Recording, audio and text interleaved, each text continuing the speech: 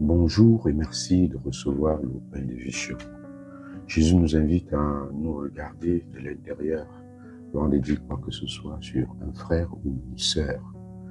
Très facilement, nous parlons du péché de l'autre, alors que le nôtre, peut-être plus grave encore, reste enfui en nous.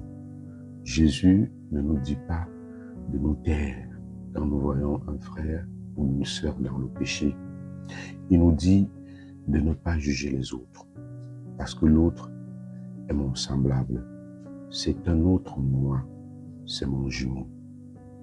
Au lieu de juger, Jésus nous recommande la correction fraternelle qui se fait avec charité et cherche à relever l'autre par une parole d'amour, par un mot de réconfort.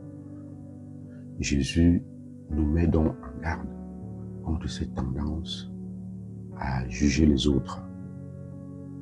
Alors, avant de nous ériger en juge infaillible de nos frères et de nos sœurs, il nous faut tout d'abord nous regarder nous-mêmes de l'intérieur, faire la vérité en nous-mêmes.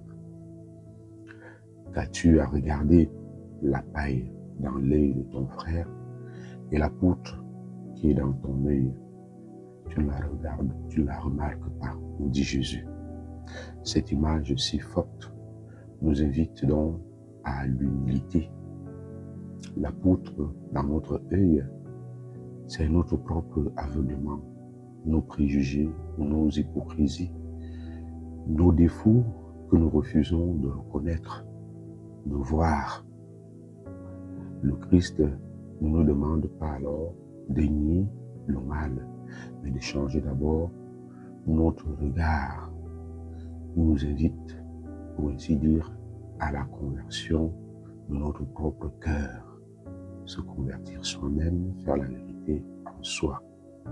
Comment pouvons-nous prétendre aider nos frères et nos sœurs à enlever la paille qui se trouve dans leur œil si nous sommes nous-mêmes aveuglés par notre propre poutre, par la poutre qui est dans notre œil?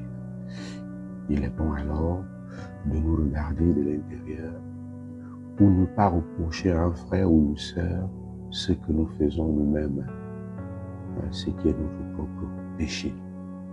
Ayons l'humilité de nous reconnaître pécheurs afin de comprendre les péchés des autres, afin de pouvoir être miséricordieux, être patient envers eux comme le Christ l'est envers nous.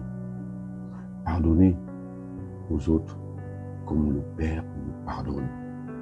Regarder l'autre avec miséricorde. Ce n'est pas relativiser la vérité, c'est entrer dans le regard du Christ, le regard profond du Christ, le regard d'amour du Christ qui va plus loin que la faute jusqu'à la possibilité du salut. Regarder l'autre comme un enfant de Dieu, c'est accepter de ne pas tout comprendre, mais d'aimer, c'est-à-dire aider l'autre à pouvoir se relever. Seigneur, apprends-nous à ne pas juger nos frères et nos sœurs, mais avoir un cœur miséricordieux, comme tu es miséricordieux envers nous. À tous et à chacun, nous souhaitons une très belle journée.